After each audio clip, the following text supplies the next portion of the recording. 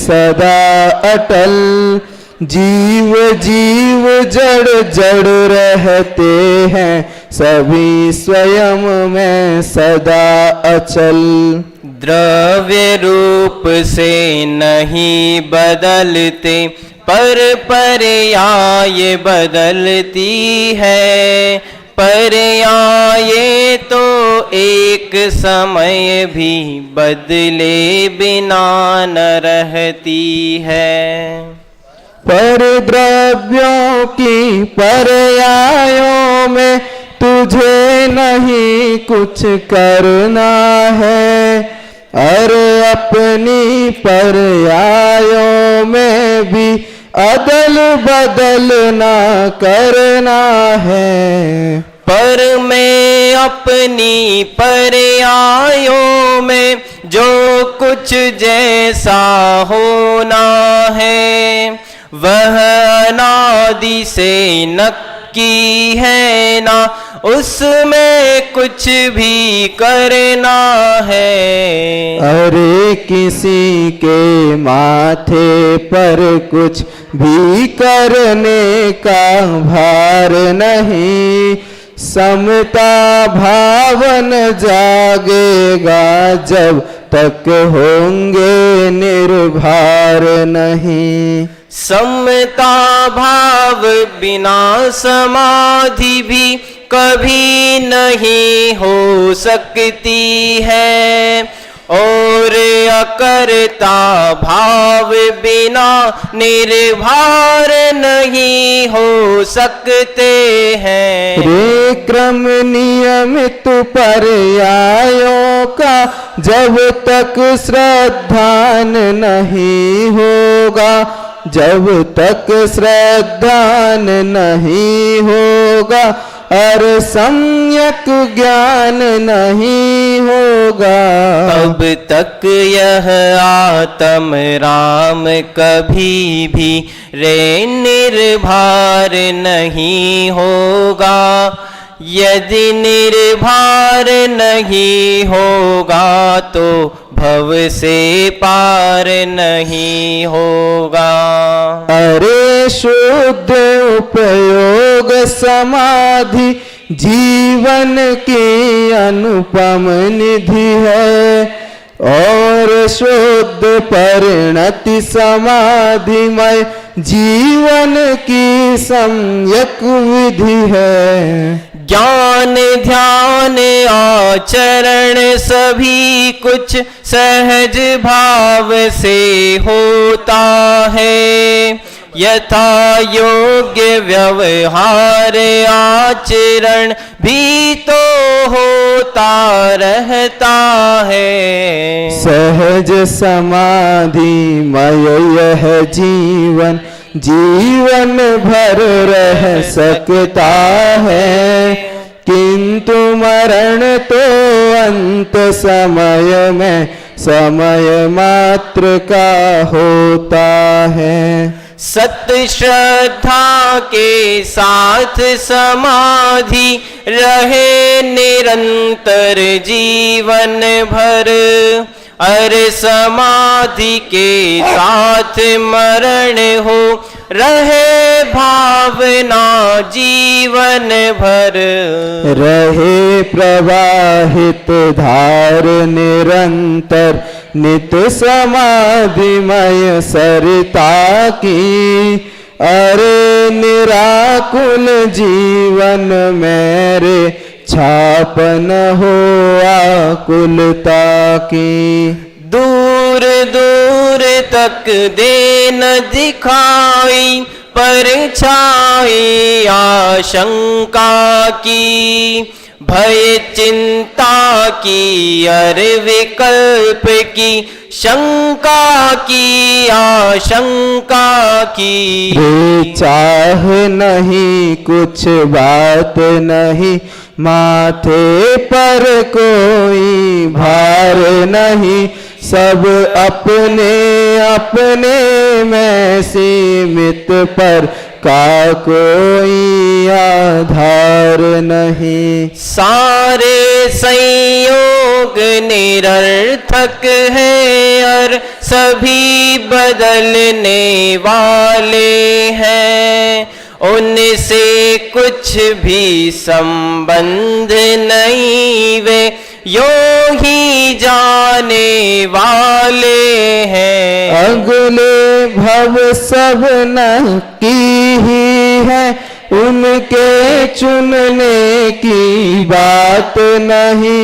एवं निदान है आर्त ध्यान, उसको करने की बात नहीं। निश्चित क्रम के अनुसार जहाँ भी जाना होगा जाऊंगा, भव से होना है पार बंधुवर, यही भावना भाऊंगा। द्वारा पढ़ो। निश्चित क्रम के अनुसार जहाँ भी जाना होगा जाऊंगा, भव से होना है पार बंधुवर, यही भावना भाऊंगा। लंबे जीवन जल्दी मरने की भी है कोई चाह नहीं, सहज भाव से जीने से और मरने से इनकार नहीं। सहज भाव से शांत भाव से मरना जीना अंगीकृत, जो कुछ जब जैसा होना सब सहज भाव से है स्वीकृत। अनुकूलों से अनुराग नहीं, और बीती बातें याद नहीं।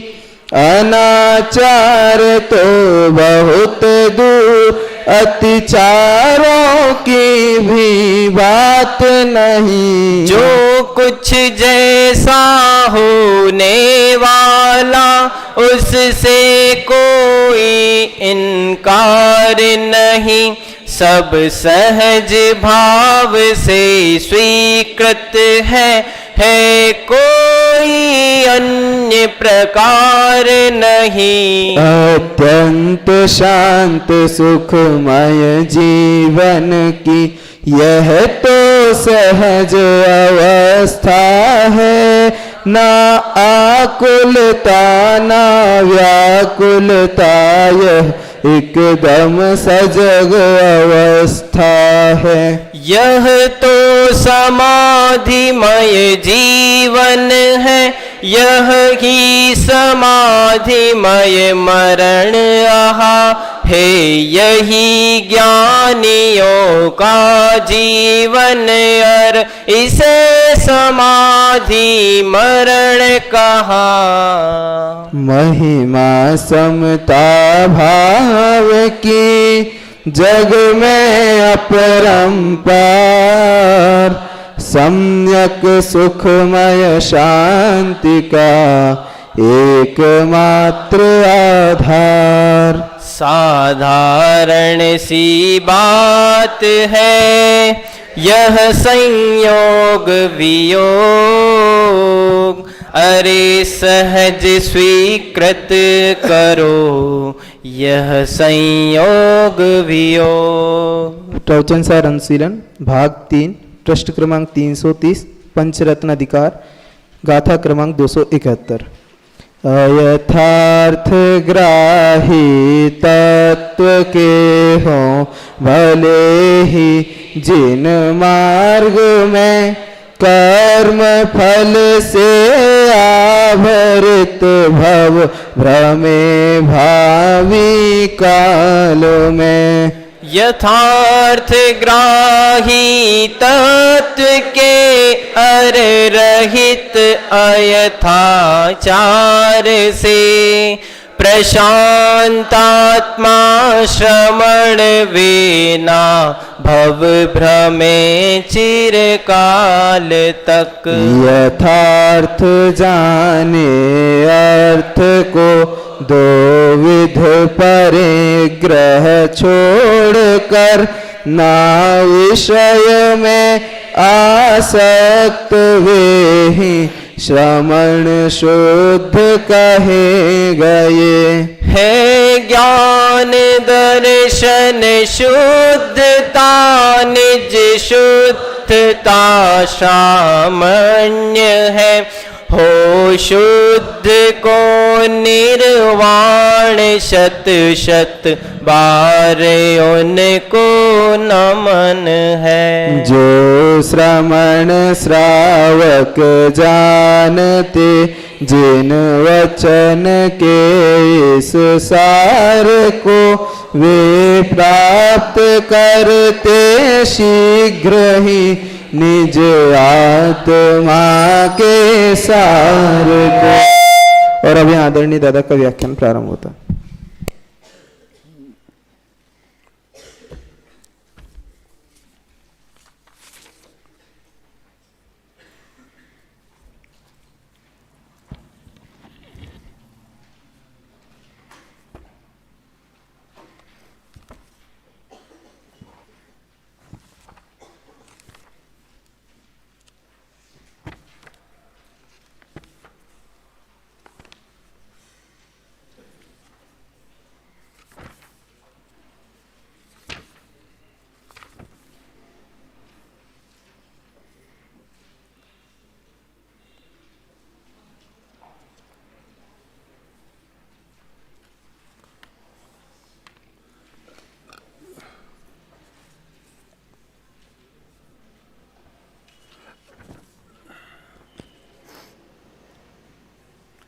इसमें जो आप पढ़ रहे थे, इसमें 20वां छंद है।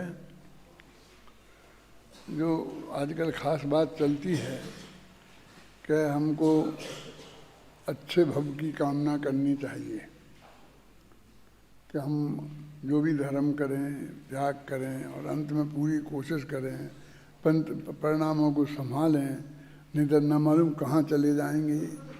और यदि हमको अपने मन की जगह जाना है तो हमको अपने जीवन को पवित्र बनाना चाहिए और मांग करना चाहिए कि कहाँ जाना है, नक्की करना चाहिए ना।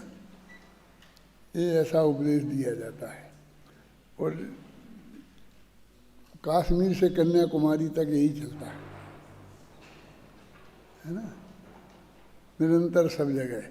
लेकिन इसमें ये पंक्ति कही है कि अगले भव सब नक्की ही हैं। जब अगले सारे भव नक्की हैं, समोषण में तो 3 ही भव दिखे थे, लेकिन केवल ज्ञान में तो अनंत दिखते हैं ना। अब ये सब नक्की दिखते हैं कि गैर नक्की हैं।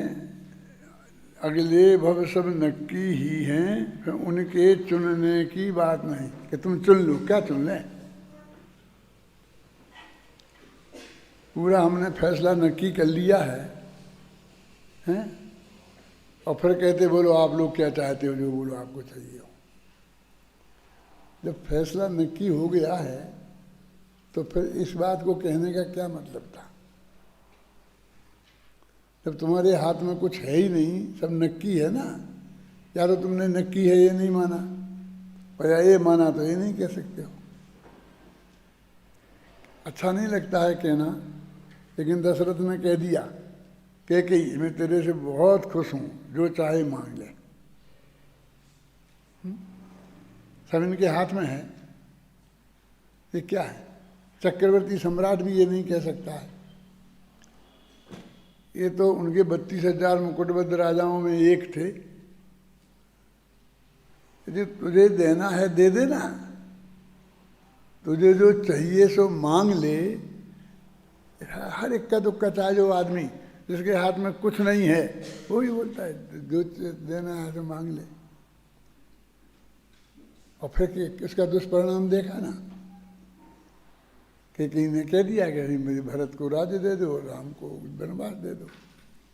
तो सारे इस दुनिया के लोग उनकी आलोचना करने लगे। एक ही को दुष्ट कहते हैं, ऐसी है वैसी है। क्या क्या दुष्टता है? दुनिया की ऐसी कौन सी माँ है जो अपने बेटे को सबसे बड़े से बड़ा पद नहीं चाहती हो, और जब उसके हाथ में आ जाए, जो देने वाला है वो देना उसने नक्की कर लिया है, कल से वो राजा नहीं रहेगा। क्यों? कुछ छीन तो नहीं रही दशरथ से वो। ये तो नहीं कह रही कि तुम्हें मैं चाहते हो कि अभी राज करूं, और वो कि तुम अपना राज छोड़ के दे दो भरत को। तुम तो दे रहे ना, नक्की कर लिया ना, देना है तुम्हें, तो नहीं रहना है ना। अब मुझसे कह दिया जो चाहो सो मांग लो, तो मैं अपने बेटे को राज मांगती हूँ। क्या गलती करे? कौन नहीं मांगता अपने बेटे को बड़े से बड़ा पद?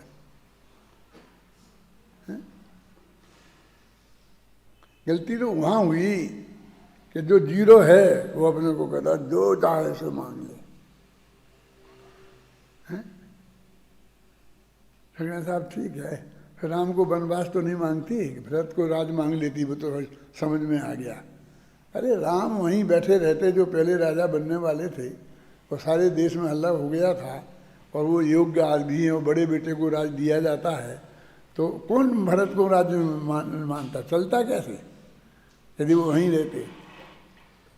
अज्ञातवास में नहीं जाते तो वहाँ दौड़ दौड़ के लोग भागते कि भरत ने ये कर दिया, भरत ने ये कर दिया, आप जाके सिफारिश कर दो मेरी। तो उन भरत का राज ढंग से जम जाए, इसके लिए जरूरी है राम का अज्ञातवास में जाना। समझ? मेरे कहने का अर्थ है तुम्हारे हाथ में कुछ है नहीं और तुम मांगे जा रहे। ये समाधि मरण में भी है। तो वे कहते देखो, अगले भव जब सब नक्की ही हैं, तो उनके चुनने की बात नहीं। उनमें से क्या को चुन लें? क्यों चुनने मुनने की बात क्यों करते हो? ये तत्व ज्ञान तुम्हें स्वीकृत है कि नहीं है, जो हमारे सारा प्रथमान योग में भरा पड़ा है भविष्य की घोषणाओं से, है ना। और एवं निदान है आर्थ ध्यान। और दूसरी बात यह है कि मांगने का तो निदान है, और निदान तो आर्थ ध्यान में है, और आर्थ ध्यान तो तुरंत गति का कारण है कि मुझे स्वर्ग मिल जाए, वो तुरंत गति मिलेगी उससे, है ना। ये निदान, ये 5 अतिचारों में है, काय के? समाधि मरण के, सरलेखना के। ये निदान है आर्त ध्यान, उसको करने की बात नहीं। अरे निश्चित क्रम के अनुसार जहां भी जाना होगा जाऊंगा। फिर कहाँ जाओगे तुम? नहीं मांगे रहे ना। कहते क्या है कि जो अनादिकाल से क्रम निश्चित है और केवल ज्ञानी के ज्ञान में आया है, मेरा भी आया और सबका आया होगा, तो वहां जाऊंगा। बस और कहाँ? कितनी सीधी सरल बात है। सहज कहाँ है? निश्चित क्रम के अनुसार जहां भी जाना होगा जाऊंगा। क्या इसमें क्या पूछने की बात है? जैसे आपने कहा कहाँ जाओगी? जहाँ तबादला हो जाएगा और सरकार जहाँ भेजेगी वहाँ जाऊंगा। इसमें क्या बात है? निश्चित क्रम के अनुसार जहाँ भी जाना होगा जाऊंगा। सीधी सच्ची बात है, बिल्कुल गद्द जैसी। और कि नहीं बताना तो चाहिए ही, मांगना तो चाहिए ही। ये बात तो अच्छी नहीं है। अभिमान सा लगता है जरा इसमें कि ठीक है मांग नहीं है तो भव से होना है पार बंधुवर, यही भावना भाऊंगा। बस कि मुझे किसी भव में नहीं जाना है, भव से पार जाना है। एक मोक्ष की बात हो सकती है क्या? यद्यपि वो भी जब जाना है तभी जाऊंगा, लेकिन तुम मंगवाना ही चाहते हो ना, क्या? तो सबसे बड़ी से बड़ी चीज मांगू ना। अम्बानी ने कहा तुमसे जो चाहो मांग लो, एक पान खिला दे। अरे साला तुम्हें मांगना भी नहीं आता। जो तुमको करोड़ों दे सकता है और वो कहता है जो चाहो सो मांग लो, उससे तुम एक पान मांगते हो। छोटी छोटी एक चीज़ मांगते, क्या मांगना भी नहीं आता है ढंग से। मांगना तो अच्छा है ही नहीं, मांगना तो चाहिए ही नहीं। देखो है ना, अब कहते हैं लोग अभी लंबा जीऊँ, और फिर जब ज़्यादा तकलीफ होती है ना तो कहते जल्दी मर जाऊँ। वैसे तो कोई जल्दी मरना नहीं चाहता है, सब चीज़ जीना ही चाहते हैं, है ना। लेकिन जब तकलीफ ज़्यादा होवे तो भगवान उठा लेता है जल्दी से जल्दी। तो वो कहते क्या है कि लंबे जीवन और जल्दी मरने की भी है कोई चाह नहीं, कि जल्दी मर जाऊं कि लंबा जीवन हो, ऐसे मेरा कोई इच्छा नहीं है। तो क्या करोगे फिर? सहज भाव से जीने से और मरने से इनकार नहीं। यदि जीता रहूंगा तो जीने से इनकार नहीं है, मर जाऊंगा तो मरने को तैयार हूं। क्या ये भी दो अत्याचार हैं, जीवित संसार मरना संसार, है ना। तो ये कितनी कम शब्दों में अत्यंत सरल भाषा में ये बात को प्रस्तुत किया गया है। क्या ना, सहज भाव से शांत भाव से मरना जीना अंगीकृत। तो सहज भाव से शांत भाव से मरना हो तो मर जाऊं, जीना हो तो जी जाऊं, मुझे स्वीकृत है, सब स्वीकृत है। मुझे कोई नो ऑब्जेक्शन, कोई मांग फांग नहीं है, कोई भावना नहीं है, हैं? है? जो कुछ जब जैसा होना है सब सहज भाव से स्वीकृत है। तो जो जब जैसा होना है मुझे वो स्वीकार है, सहज भाव से, कोई दबाव से नहीं। अब शास्त्र में लिखा है तो मानना ही पड़ेगा। इसके लिए क्षमदेव भाई कहते हे गुलाम मार्गी, वस्तु का स्वरूप ऐसा है इसलिए नहीं मानेगा, शास्त्र में लिखा है इसलिए मानेगा, गुरुजी कहते हैं इसलिए मानेगा, भगवान की दिव्य धुनी में आया है इसलिए मांगेगा कि वस्तु का स्वरूप ऐसा है, उसे सहज स्वीकार करना है ना। और फिर है ना मित्रानुराग सुखानुबंध, ये भी अत्याचार है क्या नहीं। तो अनुकूलों से अनुराग नहीं, उसमें तो क्या लिखा, मित्रानुराग। क्या अर्थ है इसका, बोलो कौन बोलेगा? कौन अपने को सबसे ज्यादा होशियार समझता है? अपने अपने मन में उत्तर दे लो कम से कम। मित्रानुराग लिखा है शास्त्र में तो, लेकिन हमने नहीं लिखा मित्रानुराग। पत्नी से अनुराग कर सकते हो, मित्रों से तो अनुराग नहीं है। माँ बाप से कर सकते हो, बेटों से कर सकते हो, पत्नी से कर सकते हो, क्यों?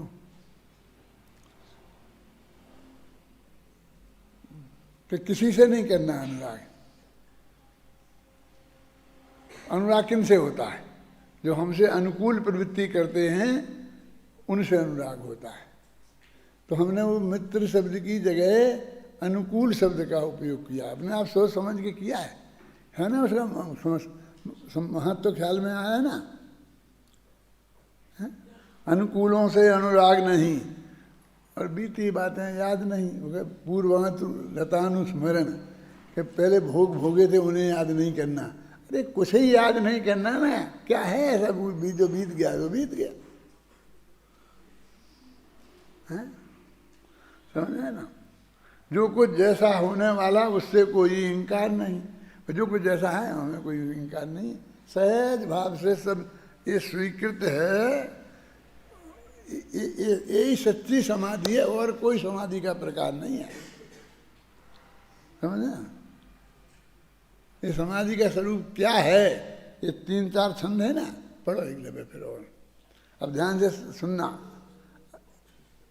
और इधर देखना कम से कम। नहीं, उधर तुम्हारे पास नहीं है ना अभी।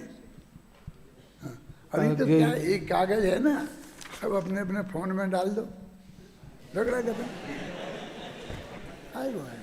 डाल से है ना सबके पास फोन, कि शांति जी ने छीन लिए। हाँ चलो पढ़ो। अगले भव सब न की ही है, उनके चुनने की बात नहीं। एवं निदान है आर्त ध्यान, उसको करने की बात नहीं। निश्चित क्रम के अनुसार जहाँ भी जाना होगा जाऊंगा, भव से होना है पार बंधुवर, यही भावना भाऊंगा। लंबे जीवन जल्दी मरने की भी है कोई चाह नहीं, सहज भाव से जीने से और मरने से इनकार नहीं। सहज भाव से शांत भाव से मरना जीना अंगीकृत, जो कुछ जब जैसा होना सब सहज भाव से है स्वीकृत। अनुकूलों से अनुराग नहीं, और बीती बातें याद नहीं। अनाचार तो बहुत दूर, अतिचारों की भी बात नहीं। जो कुछ जैसा होने वाला उससे कोई इनकार नहीं, सब सहज भाव से स्वीकृत है कोई अन्य प्रकार नहीं।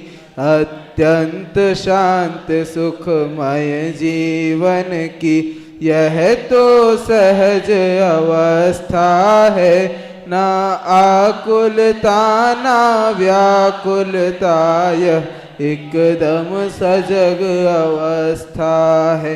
यह तो समाधिमय जीवन है, यह ही समाधिमय मरण आहा है। यही ज्ञानियों का जीवन, और इसे समाधि मरण कहा। अरे हमने तो ये सुना था, बहुत पढ़ा था, तेरे को कौन दुख है, मृत्यु महोत्सव भारी। अच्छा, बहुत आनंद आता था, बार बार हर पंक्ति चौथी पंक्ति में आता था, तो तेरे को कौन दुख है, मृत्यु महोत्सव भारी। पांडवों को जला दिया गया, उनकी शालिनी भग गई सुकुमार को, हैं गज कुमार के माथे पर सिगड़ी रख दी गई, तो तेरे को कौन दुख है, मृत्यु महोत्सव। ये कौन कह रहा है, किससे कह रहा है? ये बात किससे हो सकती है? जो रो रहा है ना, उससे ही होगी ना। काय को रोता है? तू ही अकेला दुखिया थोड़ी है, तेरी कोई गर्मी थोड़ी लग रही है, उनको भी लग गई थी पांडवों को, उनको क्यों? ये तो महा दुखिया कोई जीव होगा, समाधि मरण वाला ऐसा दुखिया होता है, उसका समाधि मरण होगा। हम तो समाधि वाले दुखिया की कल्पना करते हैं, बहुत दुखी, हाय राम हाय राम हाय राम। अब उन्हें हम समाधि में समझा रहे, तो तेरे को कौन दुख है, मृत्यु महोत्सव भाई। क्या कहाँ है दुख मुख? बोल तेरे क्या चाहता है कि थोड़ा सिर दर्द कम हो जाए। अरे मैं कुछ नहीं चाहिए भाई साहब, क्यों? यहाँ तो आनंद है आनंद है आनंद है आनंद है, आनंद ही आनंद है, कोई दूसरा कुछ है ही नहीं। क्या चाहना बोलो? क्या होना समाधि में, क्या होना चाहिए? तुम तो पंडित बन गए ना, है? क्या होना चाहिए?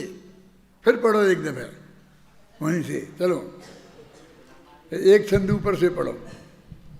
रे चाह नहीं कुछ बात नहीं, माथे पर कोई भार नहीं, सब अपने अपने में सीमित, पर का कोई आधार नहीं।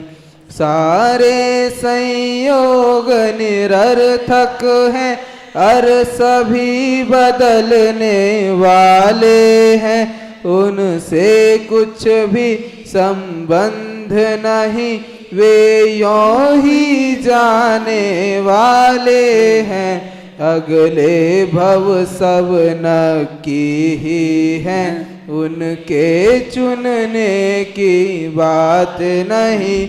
एवं निदान है आर्त ध्यान, उसको करने की बात नहीं।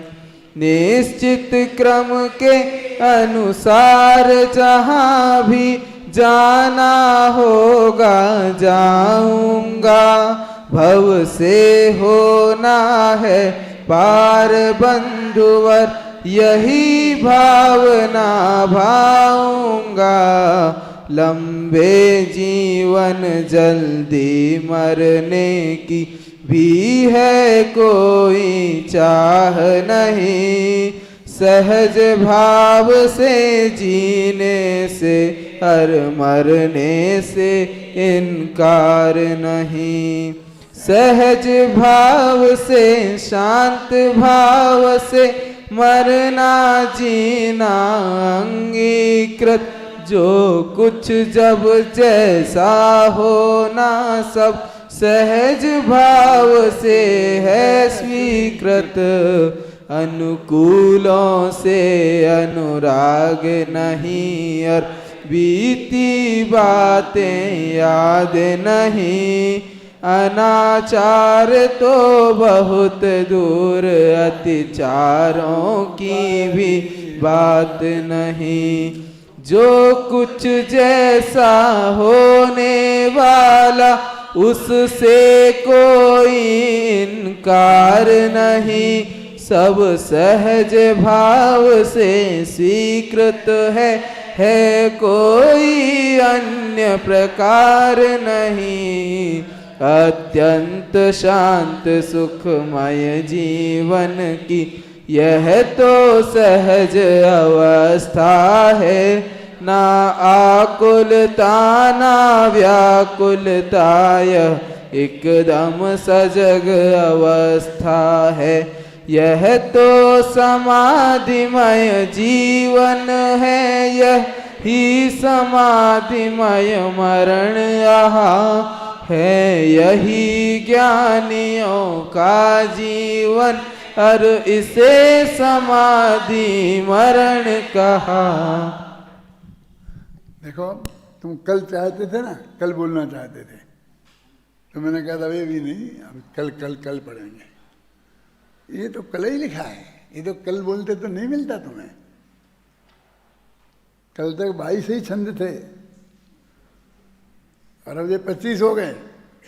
ये 2-3 छंद जिस जो तुम्हें बहुत आनंद आ रहा है वो कल ही लिखे हैं मैंने, बिल्कुल लास्ट में। ये बाकी थे। अब कुछ लोग आज भी टालना चाहते थे, क्यों? अभी ये नहीं है वो नहीं है, इसलिए कल पढ़ेंगे। 24 घंटे इंतजार कर सकते हैं अपन? सब व्यवस्था कर लेंगे, कोई व्यवस्था नहीं है, सब व्यवस्थित व्यवस्था है। केवली भगवान ने ये देखा था कि आज ही पढ़ेंगे अपन इसको, ये कल के पढ़ेंगे, इस पर नहीं देखा था। अब कितना व्यवस्थित हुआ, आप व्यवस्थित कहाँ हुआ? कुछ कमी लग रही है आपको? यहाँ आपको वहाँ से दिखता तो है ही ना, ये पीछे लिखा है बस। और बाकी ये सब अपने फोनों में डाल लेना। तो जो कुछ करेंगे ये व्यवस्था करने तो है ना, जो देंगे कर लेंगे, जो कुछ हो जाएगा। अब निकालो कौन सी गाथा? 273।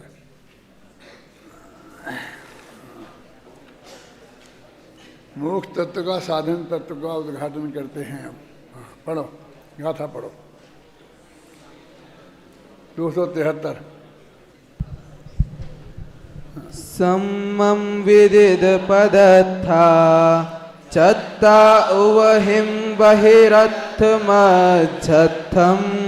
विषये सुणावसत्ता जेते शुद्धात्तिणे दिट्ठा यथार्थ जाने अर्थ को दो विध परिग्रह छोड़कर ना विषय में आसक्त वे ही श्रमण शुद्ध कहे गए। बिल्कुल सीधा सच्ची बात है। यथार्थ जाने अर्थ को, पदार्थों का सही ज्ञान है। तत्वार्थ सिद्धांत में है ना, अर्थ माने वही तत्वार्थ, अर्थ तत्वार्थ है ना, तत्व अर्थ और तत्वार्थ। तत्वमेव अर्थम तत्वार्थम, अर्थमेव तत्वम तत्वार्थम, तत्वम वा अर्थम वा तत्वार्थम। पढ़ा ना, सर्वा सिद्धि में आया ना ये। तो वो अपनी उस पंक्ति में भी लिखा है अपन ने। हाँ, कौन सी पंक्ति में? तत्व चिंतन में है। क्यों आज हमारा जो ऊँड़ा नहीं दिख रहा है? हाथ उठाओ भैया। नहीं है ही नहीं क्या? बैठा है, बोल जल्दी।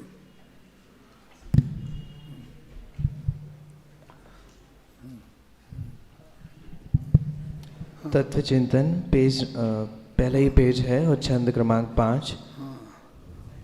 जीव और अजीव आश्रव बंध संबर निर्जरा अर मोक्ष ये सब तत्व हैं, अर अर्थ है तत्वार्थ है। इनका विमल श्रद्धान दर्शन ज्ञान सम्यक ज्ञान है, और दर्शन ज्ञान में निज में रमणता ध्यान है। अर्थ है, तत्व है और तत्वार्थ है, तीनों बातें आ गई ना उसमें। बिल्कुल सूत्र टीका सहित आ गया है। तो यही इसमें कहा, यथार्थ जाने अर्थ को, अर्थ को माने तत्वार्थ को, और दो विध परिग्रह छोड़कर, दो प्रकार के अंतरंग और बहिरंग परिग्रह का त्याग करके। तो ऐसे जो मुनिराज हैं माने सम्यक दर्शन सम्यक ज्ञानी हैं और सम्यक चारित्रवान हैं, पर दो विध परिग्रह छोड़कर माने सम्यक चारित्रवान। यथार्थ जाने अर्थ को माने सम्यक दर्शन सम्यक ज्ञान वाले, और पंच इंद्रिय के विषयों में आरक्त नहीं है, ये भी चारित्र हो गया।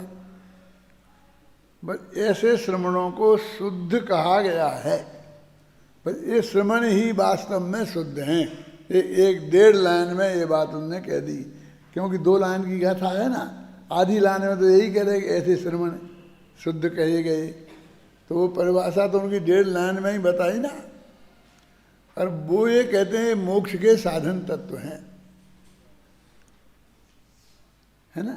मोक्ष के साधन तत्व माने संबंध निद्रा है। एक संसार तत्व, ये मोक्ष तत्व, और ये मोक्ष के साधन तत्व, तो संबंधी निद्रा हो गए ना।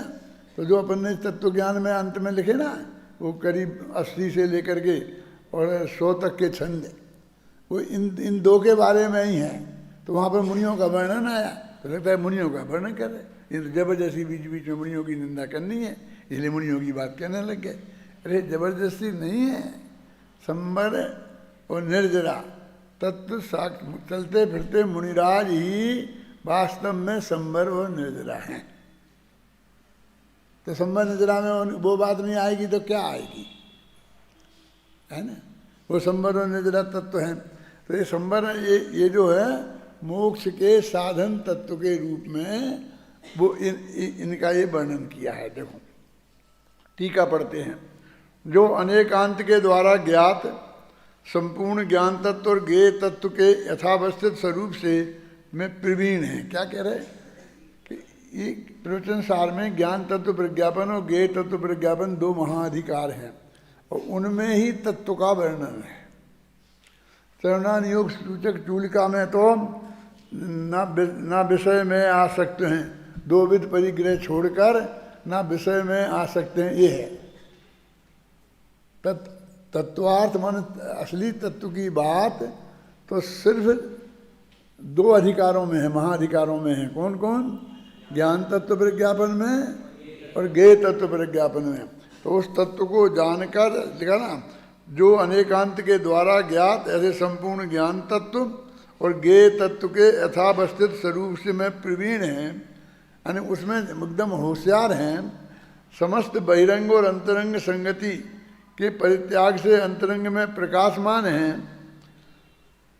अनंत शक्ति संपन्न चैतन्य से भास्वर आत्म तत्व के स्वरूप को भिन्न करने वाले और इसी कारण आत्म तत्व की वृत्ति स्वरूप गुप्त व सुषुप्त समान प्रशांत करने के लिए विषयों में किंचित भी आसक्ति को प्राप्त नहीं होते।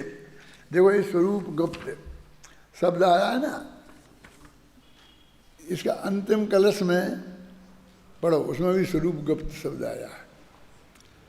अपना परिचय देते हुए उनके पास कौन कौन सी उपाधियां थीं और किसने दी थी वो उसमें वर्णन है। पढ़ो क्या है गाथा अंतिम छंद श्लोक।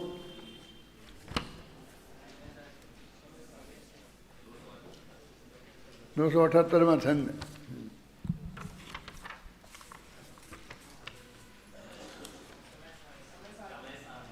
समय सार में है। अच्छा क्या पढ़ो, समय सार का पढ़ो, उसमें क्या अपन को क्या फर्क पड़ता है?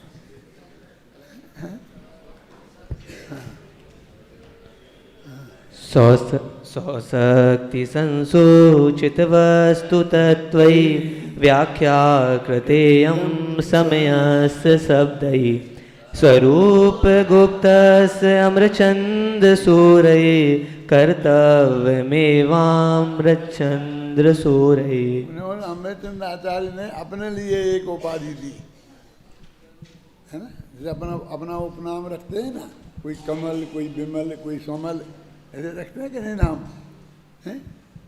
कोई युगल, कोई है ऐसे नाम रखते हैं। तो इनने अपना नाम क्या रखा? स्वरूप गुप्त। कि स्वरूप गुप्त अमृतचंद्र का इसमें कुछ भी कर्तव्य नहीं है।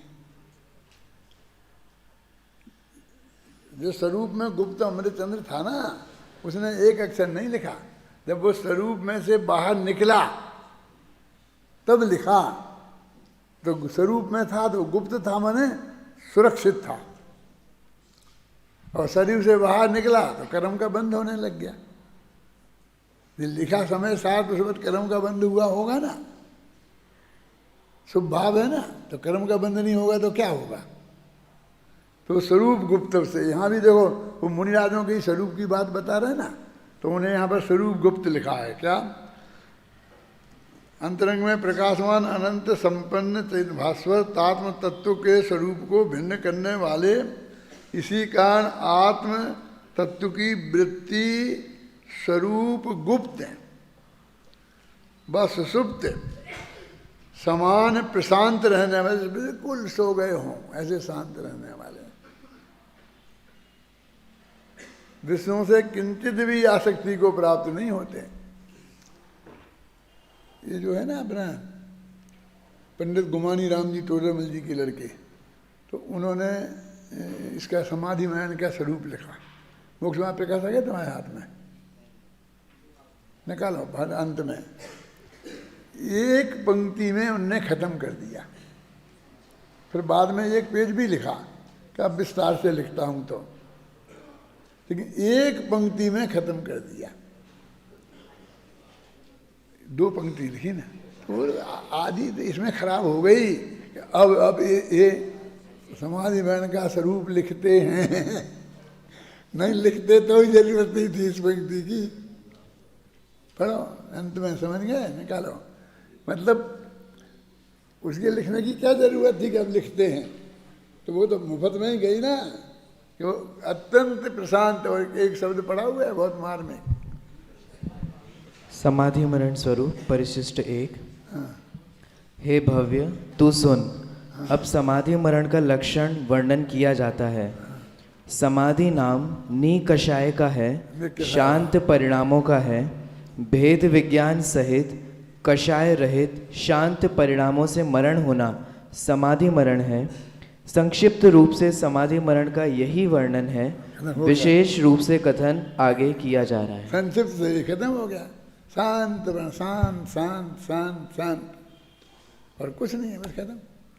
परिणामों का शांत रहना, ये परिणामों का शांत रहना है तो तेरे को कौन दुख है? हम तो कह रहे हैं कि हमें कोई दुख है ही नहीं। तुम समझा किसको रहे हो? वो कोई प्रमुख सवाल उसका नहीं है लिखने वाले का। सवाल ये है कि सारा देश उस पर रीझ गया, उसको ही समाधि मैंने समझने लग गया। और कोई भी बेचारा जरा भी तबीयत खराब हुई तो शुरू कर देते हैं, हैं? अनंत सुख शांति का नाम समाधि में है। समाधि क्या है? समाधि के साथ लगाना मरण सब, एक तरफ रखो मरण को। तो समाधि तो अत्यंत साम्य भाव का नाम समाधि है, अत्यंत आनंदित दशा का नाम समाधि है ना, शुद्धोपयोग का नाम समाधि है। 60वें गुणस्थान से लेके 12वें गुणस्थान तक का नाम समाधि है।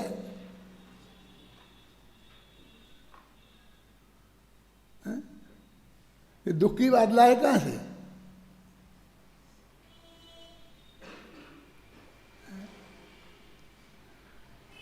ये क्यों नहीं याद आया कि देखो राजा शनक पहले नरक में है और अपन यहाँ बहुत अच्छी जगह टोडरमल स्मारक भवन में हॉल में प्रवचन सुन रहे। ज़्यादा सुखी कौन है? बोलो कौन है सुखी? डंडे पड़ रहे हैं फटाफट। कोई ऐसा नहीं है कि तीर्थंकर होने वाले हैं तो कोई माफ़ी करता होगा। धमाधम पड़ रहे हैं। क्यों? बहुत गर्मी है, पंखा वंखा कुछ नहीं है। लेकिन चौथे गुणस्थान में है ना, और तुम बादशाही गुणस्थान में हो, तो कौन से गुणस्थान में ज्यादा सुख है? बोलो। तुम्हें वो दिखता ही नहीं है, तुम्हें तो वो डंडे डंडे दिखते हैं। नहीं दिखना चाहिए ना।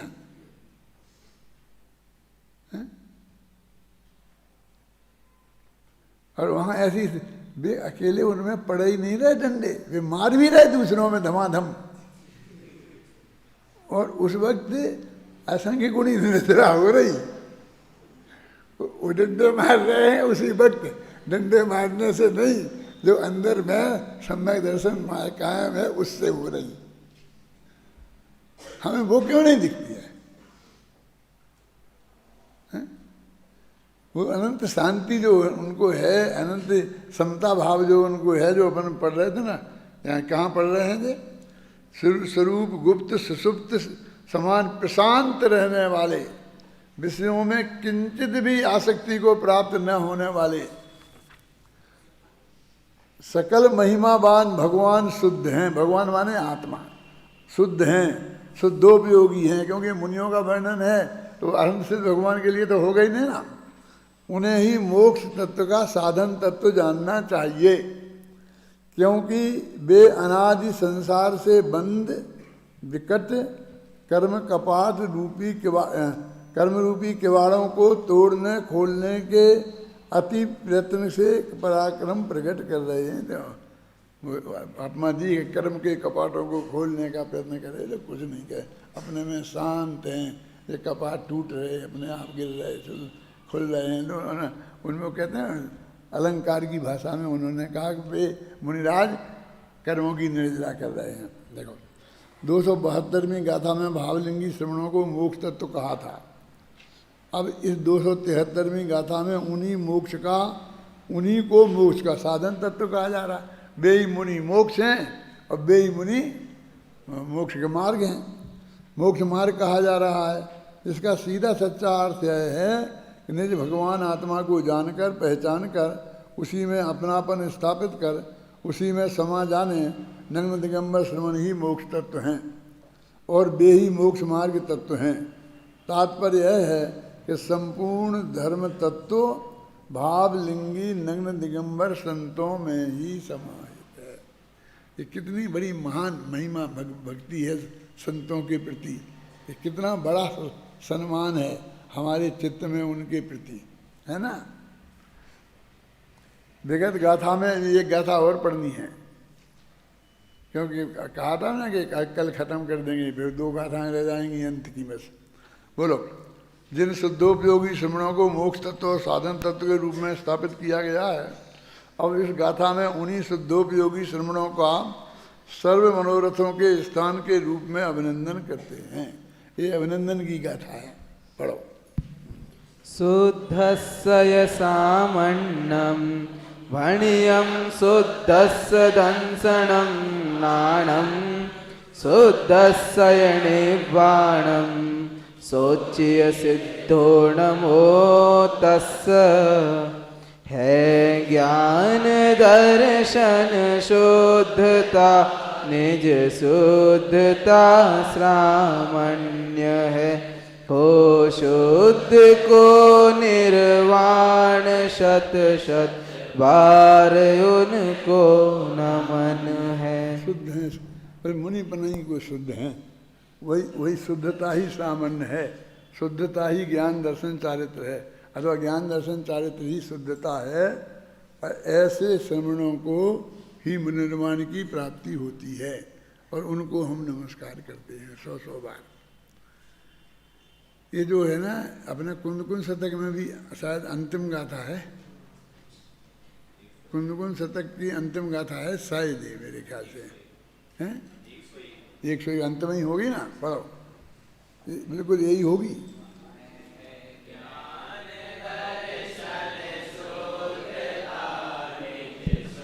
शुद्धता श्रामण्य है हो शुद्ध को निर्वाण शत शत बार उनको नमन है। अगली गाथा है उसमें तो अकेला सिर्फ यही कहा गया प्रवचनसार को हम समाप्त करते हैं। अंत में एक तरह से यही गाथा है, इसने इनको शुद्धों को नमस्कार किया। वो कुंद शतक में अंतिम गाथा भी प्रवचनसार की ये रखी और पहली गाथा भी प्रवचनसार की है, क्योंकि वर्धमान से जिनको नमस्कार उसने किया है ना।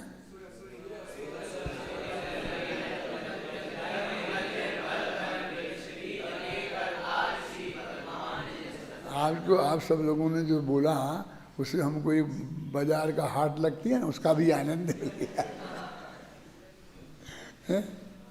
जब साथ बोलते हैं तो साथ बोलने की जिम्मेवारी है।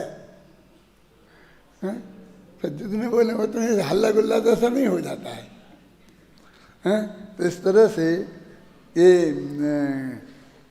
जो शुद्धोपयोगी श्रमण ही वास्तव में शुद्ध दर्शन है, ज्ञान है, चारित्र है, उनको ही मोक्ष की प्राप्ति होती है। उनको मैं बार बार नमस्कार करता हूँ। तो जो 73वीं गाथा में मुनियों को मोक्ष मार्गी मन मोक्ष का साधन तत्व कहा था, इसमें भी उसी की प्रशंसा की है। अभिनंदन करते हैं माने प्रशंसा करते हैं। इसका अर्थ अब कल पढ़ लेंगे, फिर देखेंगे कहते हैं।